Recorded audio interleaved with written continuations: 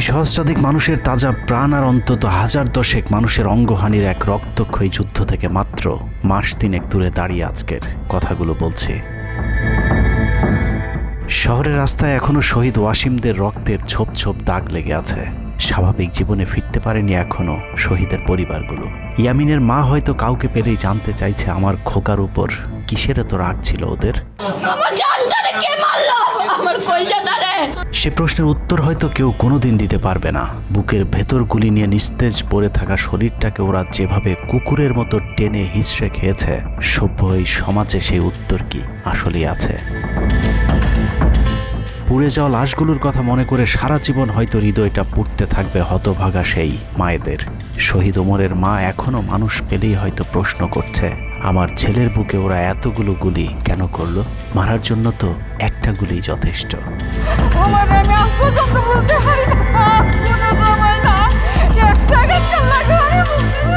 তৃষ্ণা পেলে মুগ্ধের মায়ের হয়তো কানে বেজে উঠবে, পানি লাগবে, পানি।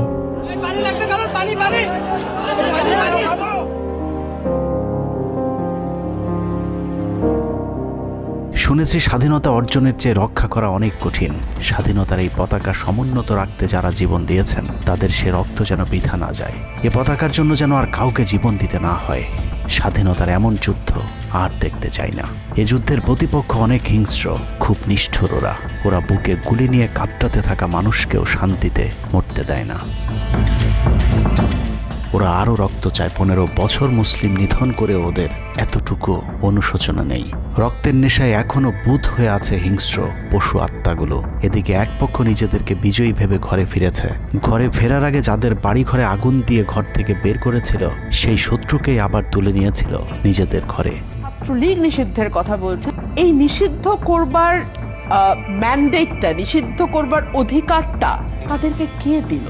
তারা এদেশের মানুষ, রাজনীতি করার অধিকার সকলের আছে। আমাদের কেড়ে নেওয়া যেমন অন্যায় ছিল, আমরাও আরেকজনের কেড়ে নেওয়ার অধিকার, এটা আমরা এভাবে বলি। আওয়ামী মানবরূপী দানব ঘাড়ের উপর বিষাক্ত কার্বন ডাই অক্সাইড ফেলছে, আর আমরা সেটাকে অক্সিজেন ভেবে বুকে নিচ্ছি।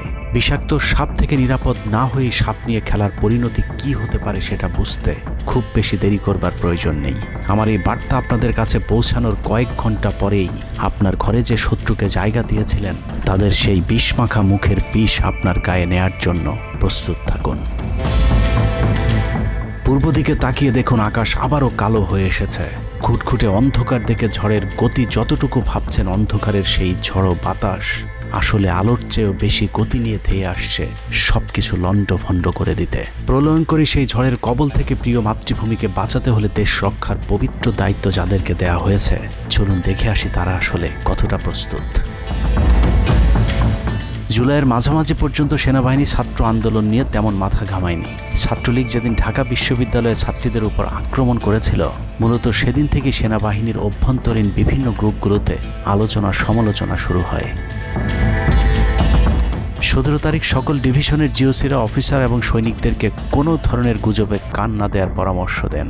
জিওসিদের পক্ষ থেকে সাব জানিয়ে দেওয়া হয় সরকার মিসক্রিয়েন্টদের বিরুদ্ধে যথাযথ ব্যবস্থা নিচ্ছে, এটা নিয়ে সেনাবাহিনীর মাথা ঘামানোর কিছু নেই। 11 ডিভিশনের মেজর জেনারেল খালেদ আল মামুন, 55 ডিভিশনের GOC major general Mahbubur Rashid এবং কুমিল্লা ডিভিশনের জিওসি জাহাঙ্গীর আলম ছিলেন সবচেয়ে বেশি আক্রমণাত্মক। ছাত্রদের পক্ষে কোনো পোস্ট কিংবা প্রোফাইল পিকচার লাল করার বিরুদ্ধে তাদের ছিল কঠোর বার্তা।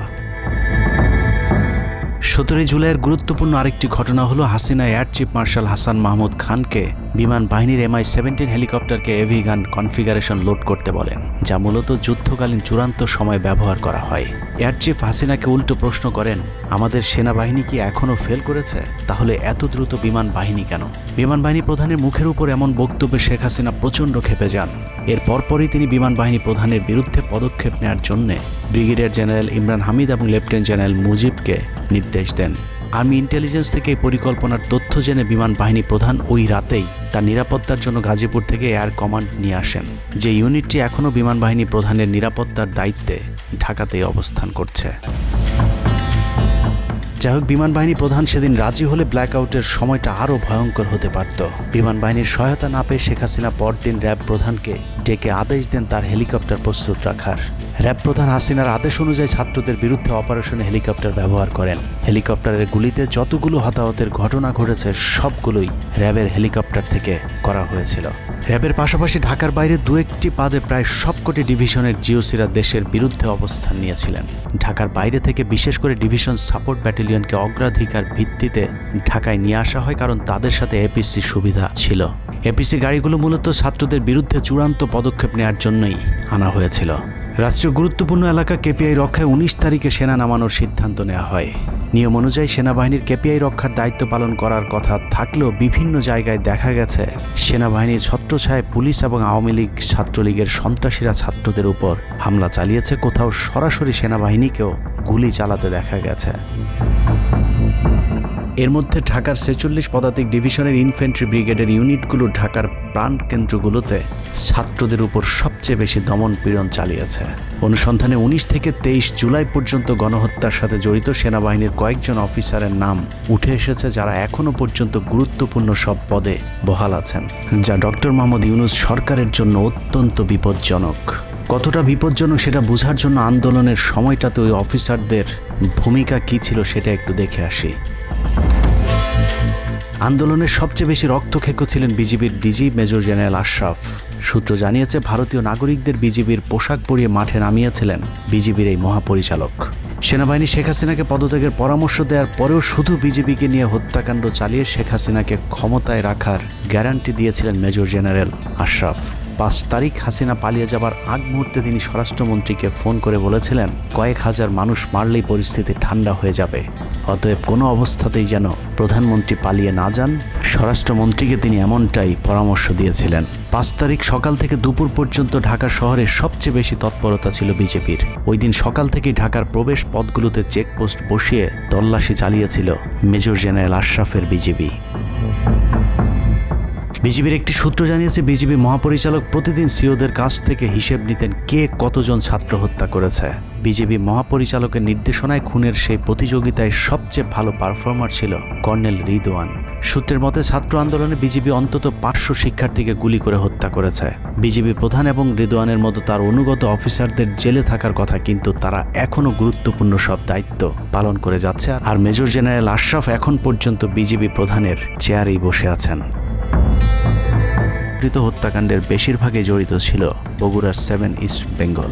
রহস্যজনক কারণে 7 ইস্ট বেঙ্গলকে এখনো পর্যন্ত বগুড়ায় ফেরত না পাঠিয়ে ঢাকাতেই রাখা হয়েছে।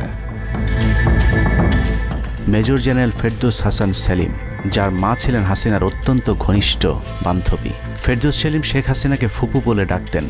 27তম বিএমএ লং কোর্সের এই অফিসারের পাসিং আউটে শেখ হাসিনা নিজে উপস্থিত ছিলেন, যদিও হাসিনা তখন বিরোধী দলীয় নেত্রী ছিলেন। ডিজিএফের পদে থাকাকালীন হাসিনার টাকা পাচার এবং থাইল্যান্ডের বিভিন্ন ব্যবসা দেখাশোনার দায়িত্ব ছিল তার। 5 তারিখের সময়টাতে গুরুত্বপূর্ণ কোনো পদে না থাকায় নিজেকে এখন আওয়ামী বিরোধী দাবি করছেন ফেরদৌস হাসান সেলিম। ভয়ঙ্কর বিষয় হচ্ছে ডক্টর মোহাম্মদ ইউনূসকে ভুল বুঝে ইউনূসের মিলিটারি সেক্রেটারির পদে বসে সব কুটচাল চলে যাচ্ছেন major general Ferdous Hasan. Guarantee দিয়ে বলে রাখলাম, সুযোগ পেলে সবার আগে ডক্টর মোহাম্মদ ইউনূসের মিলিটারি সেক্রেটারি নিজেই ইউনূসের গলা চেপে ধরবে। অতএব যত দ্রুত সম্ভব ডক্টর মোহাম্মদ ইউনূসের মিলিটারি সেক্রেটারির পদ থেকে তাকে সরাতে হবে। শেখ হাসিনার গণভবন ঠেকাতে সবচেয়ে বেশি শক্ত বলয় তৈরি করা হয়েছিল। অনুসন্ধানে জানা যায় শেখ হাসিনাকে রক্ষা করতে গণভবনের আশপাশে সেনাবাহিনীর অন্তত 13টি অস্থায়ী চেকপোস্ট বসানো হয়েছিল, যেখানে east Bengal regiment, field regiment artillery, Bangladesh infantry regiment, infantry brigade headquarter সহ সেনাবাহিনীর বেশ কয়েকটি চেকপোস্ট বসানো হয়েছিল শুধুমাত্র শেখ হাসিনাকে রক্ষা করার জন্য। সেনাবাহিনীর এসব আর্মি অফিসারদের সম্মিলিত অপারেশনে ছাত্রদের উপর চালানো হয়েছে নির্মম নৃশংস হত্যাযজ্ঞ। কিন্তু এই হত্যাকাণ্ডই সেনাবাহিনীর ভেতরে থাকা দেশপ্রেমিক অফিসারদের বিবেকের দরজা খুলে দিয়েছিল। 20 থেকে 23 জুলাই ইন্টারনেট বন্ধ করে যে পৈশাচিক হত্যাকাণ্ড চালানো হয়েছে, সেই দৃশ্য যখন একের পর এক সামনে আসতে শুরু করেছিল, তখন সাধারণ মানুষ যেভাবে স্তম্ভিত হয়েছিল, ঠিক একইভাবে সেনাবাহিনীর বিবেকবান জুনিয়র এবং মধ্যম সারির অফিসারদেরকেও ব্যাপকভাবে নাড়া দেয়। ভিডিওগুলো যত ছড়িয়ে পড়ছিল ততই থমথমে হয়ে উঠতে থাকে সেনাবাহিনীর অভ্যন্তরীণ পরিবেশ। 27 তারিখ প্রাপ্ত গোয়েন্দা তথ্যের ভিত্তিতে সেনাপ্রধানকে জানানো হয় পরিস্থিতি নিয়ন্ত্রণের বাইরে চলে যাচ্ছে।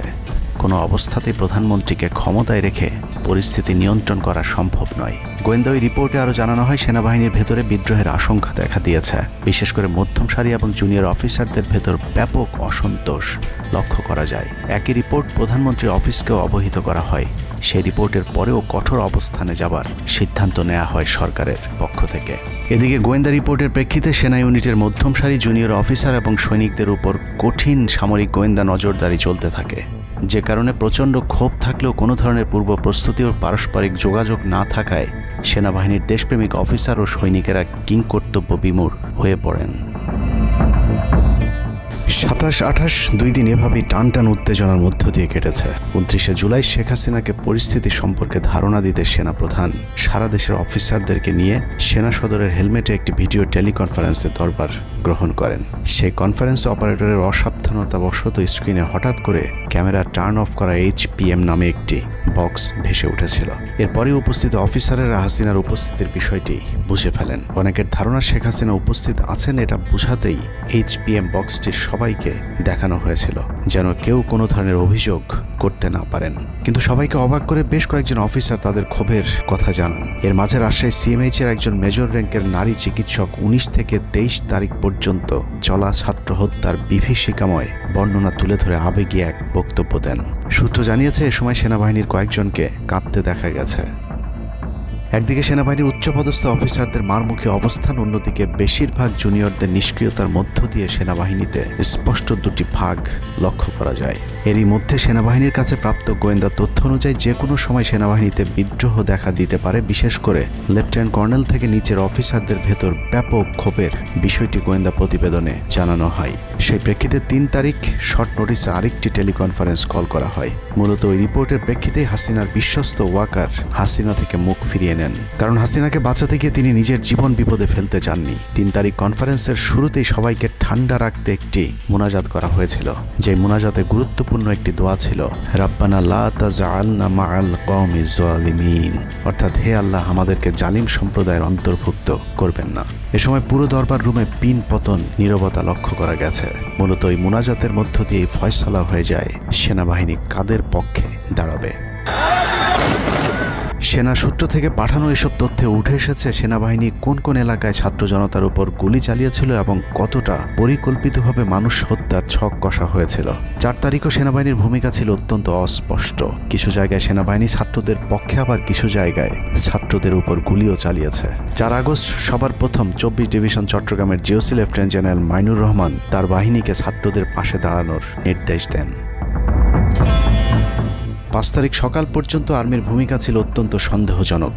সকাল 10টা পর্যন্ত আর্মি কড়াকড়িভাবেই দায়িত্ব নিয়েছিলেন। বিশেষ করে গণভবনের আশপাশে 12টা পর্যন্ত ছাত্রদেরকে ভয় দেখাতে কয়েক রাউন্ড লাইভ অ্যামুনেশন ফায়ার করা হয়।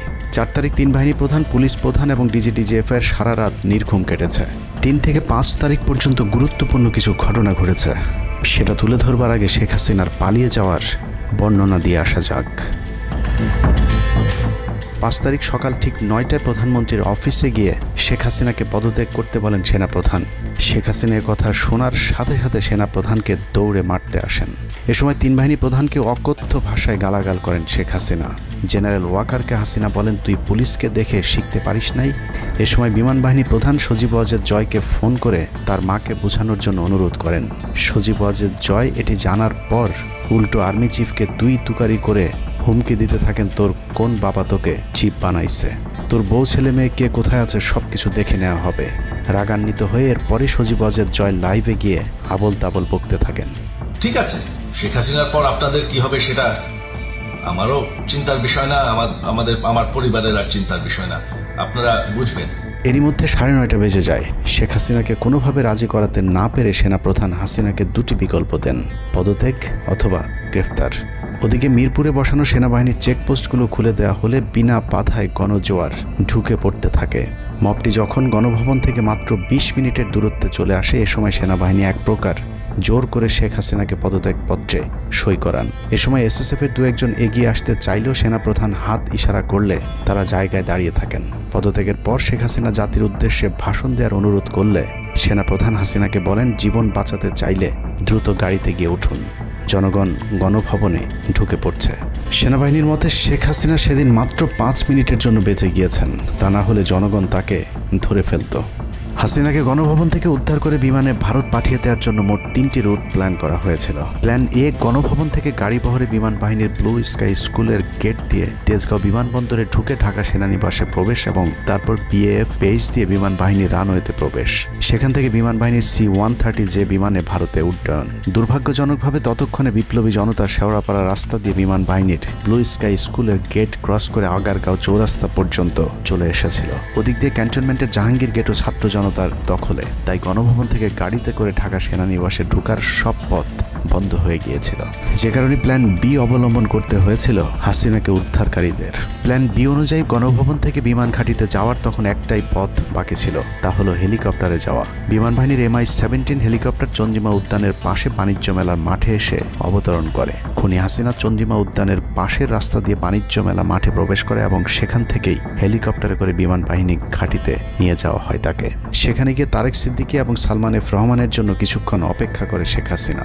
তবে শেষ পর্যন্ত সালমান এফ রহমানের পৌঁছাতে দেরি হয় শেখ হাসিনাকে নিয়ে কোনো গন্তব্য ছাড়াই 10টা 45 মিনিটে উড়াল দেয় বিমান বাহিনীর C-130 জুলিয়েট বিমানটি।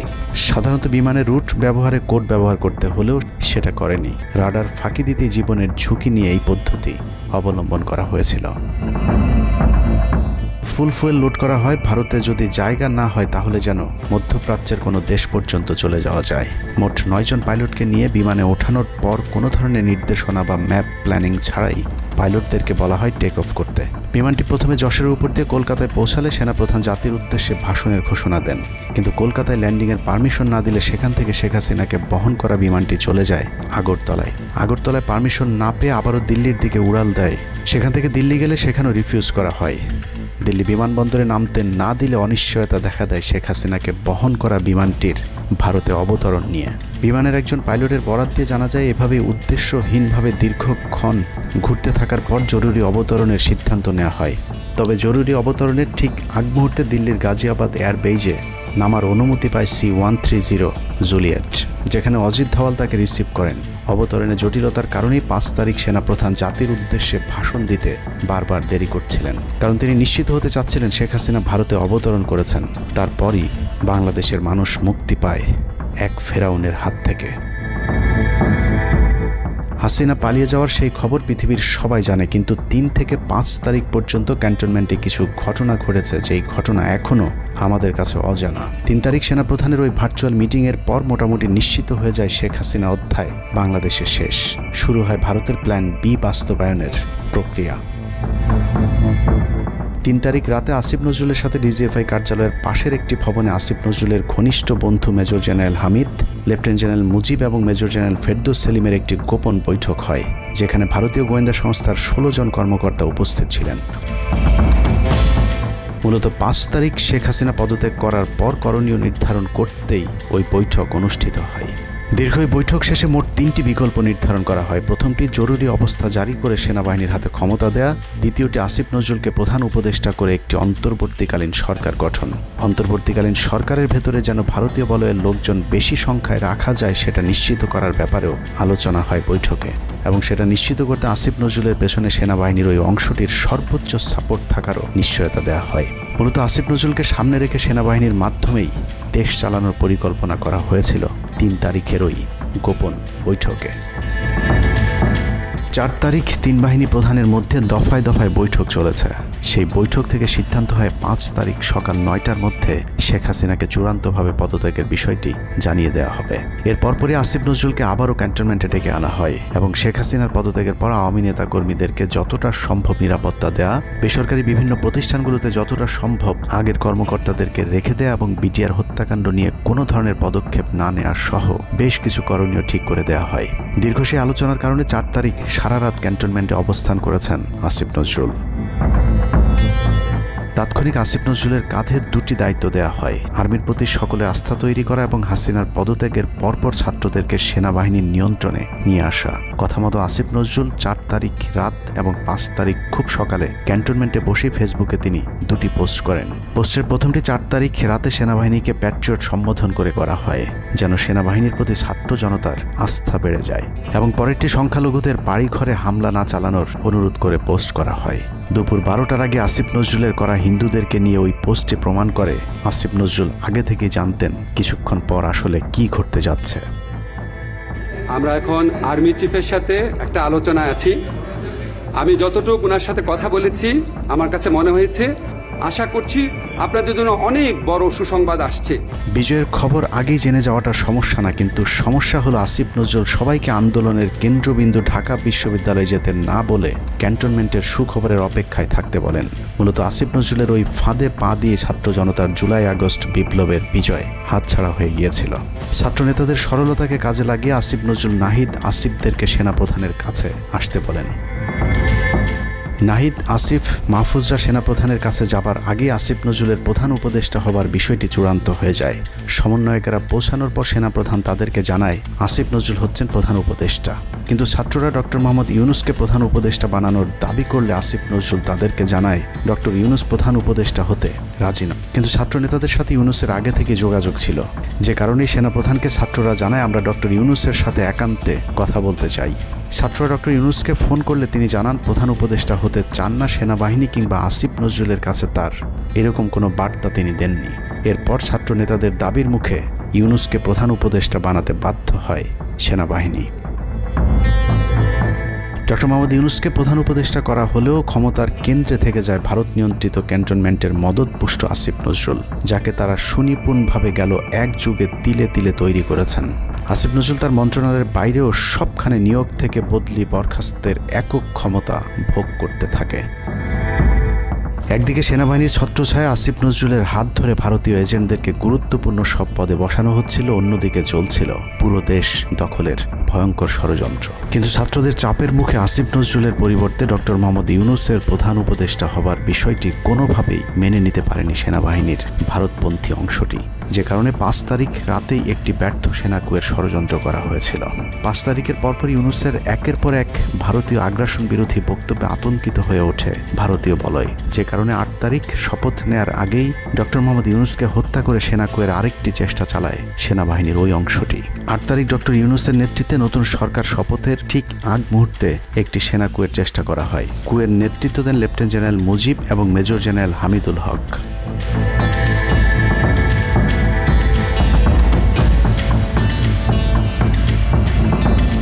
কিন্তু পশ্চিমা একটি গোয়েন্দা সংস্থা বিষয়টি দ্রুত সেনাপ্রধানকে জানালে জেনারেল ওয়াকার তাদের পরিকল্পনা ভণ্ডুল করে দেয়। সেনাপ্রধান তাৎক্ষণিকভাবে লেফটেন্যান্ট জেনারেল শামীমকে পিএসও এএফটি থেকে সিজিএস হিসেবে নিয়োগ দেন এবং মুজিবকে কিয়মজি থেকে আটডগে বদলি করেন, যদিও 8 তারিখ রাত থেকেই মুজিব পলাতক রয়েছেন। এরপর 12 সেপ্টেম্বর তাকে সেনাবাহিনী থেকে বরখাস্ত করা হয়। একই দিনে লেফটেন্যান্ট জেনারেল হামিদুলকে স্বেচ্ছায় অবসরে পাঠানো হয়। এনডিসি থেকে মেজর জেনারেল সাইফুলকে মিনিস্ট্রি অফ ফরেন অ্যাফেয়ার্স এবং চিফ অফ জেনারেল স্টাফ শাহিনকে এনডিসিতে পাঠানো হয়। কয়েকজনের ব্যাপারে পদক্ষেপ নেওয়াটা যেমন স্বস্তির, তেমনি ষড়যন্ত্রকারীদেরকে যেখানে বদলি করা হয়েছে তাদের প্রতিটি পদই অত্যন্ত গুরুত্বপূর্ণ, যা বর্তমান সরকার এবং দেশের স্থিতিশীলতার জন্য চরম বিপজ্জনক। কতটা বিপজ্জনক সেটা জানতে চলুন শুরুতেই যে প্রলয়ঙ্কারী ঝড়ের কথা বলেছিলাম সেখানে ফিরে যাওয়া যাক। ভারতীয় গোয়েন্দা সংস্থা 5 তারিখের পর থেকে দেশে নানাভাবে একটা সাম্প্রদায়িক দাঙ্গা বাঁধানোর চেষ্টা চালিয়ে যাচ্ছেন, যেটাকে কেন্দ্র করে বাংলাদেশে একটা সামরিক অভিযান চালানো যায়। এই দাঙ্গা বাঁধাতে ভারতীয় গোয়েন্দারা আওয়ামী লীগ, হিন্দু এবং ইসকনকে কিভাবে ব্যবহার করছে সেই পরিকল্পনার ছক এখন বাংলাদেশি গোয়েন্দাদের হাতে। একটি গোয়েন্দা সংস্থা থেকে যেসব তথ্য আমার কাছে পৌঁছেছে তা রীতিমতো এই দেশের অস্তিত্বের জন্য হুমকি স্বরূপ। আওয়ামী লীগ, হিন্দু আর ভারতের এই চক্রান্ত যদি সঠিকভাবে মোকাবেলা করা না যায় তাহলে অচিরেই বাংলাদেশের অবস্থা হবে হায়দ্রাবাদের মতো।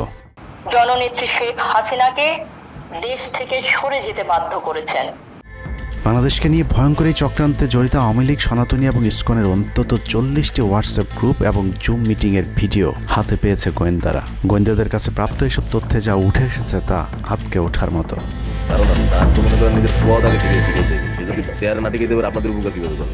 সেনাপ্রধান জামাত হলে এতদিন আওয়ামী লীগ বাইচে ফেলা দিত, ঠিক আছে? এটা তো আমাদেরও আওয়ামী লীগেরও একটা গেম হতে পারে, বলা যায় জামাত শিবিরের উপরে সব চাপা দিতে পারে, এটাও হতে পারে। এসব গ্রুপগুলোতে রীতিমতো বাংলাদেশের বিরুদ্ধে যুদ্ধের প্রস্তুতি চলছে। গ্রুপে তাদের সাথে সাবেক আওয়ামী লীগ সরকারের শীর্ষস্থানীয় নেতা থেকে বর্তমান সেনাবাহিনীতে চাকরিরত জেনারেল পর্যন্ত মাঝে মধ্যেই নাকি যোগ দিচ্ছেন। নানক ভাই থেকে শুরু করে আমাদের সুজিত দা, তারপর আরো অনেক টপ লেভেলের যারা মন্ত্রী, মিনিস্টার, প্রতিমন্ত্রী, তারপরে ইভেন কামাল ভাই। তো এখন বিষয়টা হচ্ছে যে ইভেন রাষ্ট্রপতির যে একেবারেই মানে কি বলে, তার যে একেবারে মানে রাইট হ্যান্ড সচিব, উনিও আমাদের সাথে 2 দিন জয়েন করছেন। তো এখন ওনারা আসলে ভালো হইতো, যারা যারা আসেন আসলে ভালো হইতো। অনেক আমাদের এখানে প্রায় 12 থেকে 13 জন আপনার এমপি এসে কথা বলেছেন, যেটা আপনারা জানেন না। ঠিক আছে, বাংলাদেশে একেবারে টপ লেভেল সামরিক বাহিনীর 4 থেকে 5 জন জেনারেল লেভেলের লোকজন ওনারা এসে এখানে বসে থেকে আমাদের লাইভ শুনে গেছেন। আমাদের প্রধানমন্ত্রী উনি নিজে এসে বসে থেকে গেছেন। গ্রুপের সবচেয়ে ভয়ঙ্কর তথ্য পাওয়া গেছে ভুয়া মুক্তিযোদ্ধা জেডাই খান পান্নার মেসেজ থেকে। আওয়ামী এই আইনজীবী শহীদ সাইফুল ইসলাম আলিফের হত্যাকাণ্ড নিয়ে চাঞ্চল্যকর তথ্য দিয়েছে জেডাই খান পান্না। একটি চ্যাটিংয়ে তিনি লিখেছেন, দাড়িওয়ালা উকিল বেশি হয়ে গিয়েছে, আরও 2-1টারে খেয়ে দেওয়া আদালতে আমরা আছি, এখন অল্প কদিন জেলে থাকলেও 30 তারিখের পরে পুরস্কার পাবা। আরেকটি মেসেজে তিনি লিখেছেন, সুযোগ হাতছাড়া হয়েছে তোমাদের কারণে, কালকে সব হয়ে যেত। পরিকল্পনা ছিল কুপিয়ে মারার পর হিন্দুদের বাড়িতে হামলা হলে ভারত থেকে ট্রুপ চলে আসবে। ওরা যেহেতু হামলা করেনি, তোমাদেরই উচিত ছিল নিজেরা নিজেদের বাড়িঘরে আগুন দেওয়া। পেছনের ঘটনা বাদ দিয়ে 30 তারিখের পরিকল্পনায় মনোযোগী হও সবাই। শহীদ আলিফ হত্যাকাণ্ড নিয়ে আরেকজন লিখেছেন, কালকে আদালতে একটা লাশ পড়বে, হিন্দু ভাইদের পাশে আমাদের সবাইকে থাকতে হবে, ব্রিগেড মেজরের কমান্ড মেনে চলতে হবে। 30 তারিখের কর্মসূচি নিয়ে গ্রুপটিতে সশস্ত্র যুদ্ধের মাধ্যমে দেশ দখলের ভয়ঙ্কর সব আলোচনা করার ভিডিও হাতে এসেছে আমাদের। তারা বাংলাদেশের অস্ত্রগুলি আছে, এই অস্ত্রগুলি কোথায় আছে আমার কাছে অলরেডি খবর এসেছে। আমি নিউজ দিচ্ছি প্রতিনিধিদের মাধ্যমে, তারা বলেছে 5000-এর বেশি তারা অস্ত্র আছে, M60 রাইফেল, সাইবার রাইফেল আছে, 47 রাইফেল আছে, তাদের কাছে অত্যাধুনিক হটগান আছে। আলোচকদের একজন বলছিলেন, সাবেক এবং বর্তমান পুলিশের সমন্বয়ে 1700 অস্ত্রধারী গ্যারিলা প্রস্তুত করা হয়েছে 30 নভেম্বরের জন্য। আমরা ইতিমধ্যে কথা বলেছি, পুলিশ পার্টির কথা বলছি, পুলিশের অনেক উদ্যোগ কর্মকর্তা অতিরিক্ত আইন থেকে শুরু করে পুলিশ পার্টিরা এসে এসেছেন, ওনারা আমার সাথে কথা বলে আমাদের যোগাযোগ রক্ষা করছে। ঢাকা শহরকে কিভাবে ব্লক করা হবে সেই পরিকল্পনাও করা হচ্ছে এসব জুম মিটিংগুলোতে।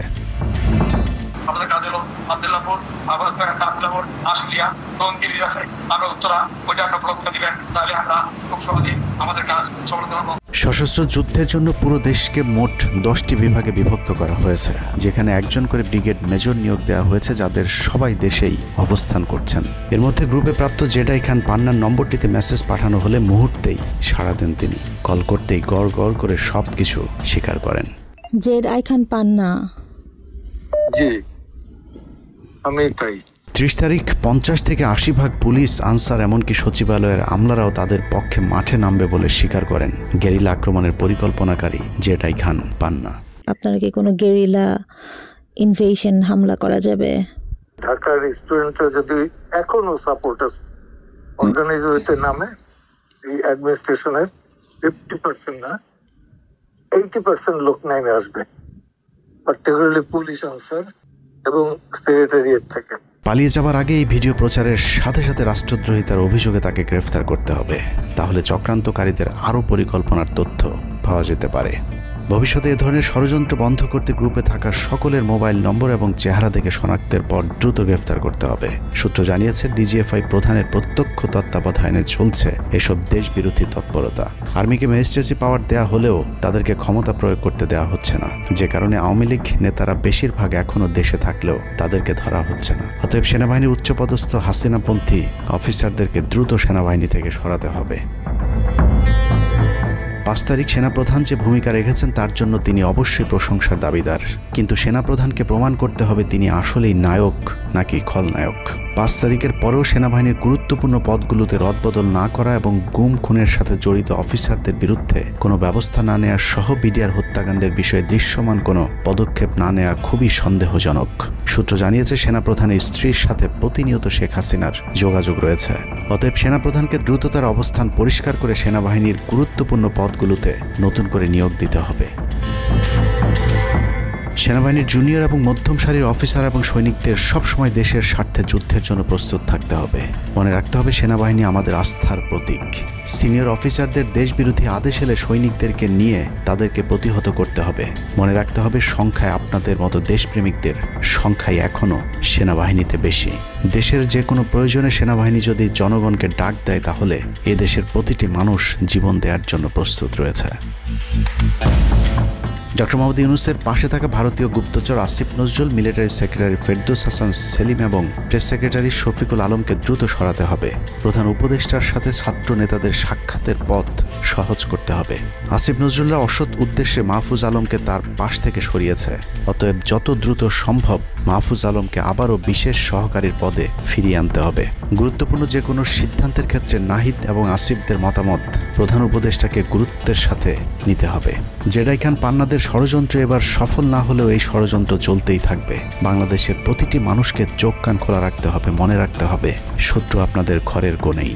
ভারত যদি বাংলাদেশে আক্রমণ করে তাহলে সবার আগে আওয়ামী লীগ আর শ্রীকৃষ্ণের ভক্তরাই আপনার গলায় ছুরি ধরবে। অতএব শত্রুরা যেন আবারও বাংলাদেশের স্বাধীনতাকে ভারতের কাছে বিক্রি করতে না পারে সেদিকে সবাইকে লক্ষ্য রাখতে হবে।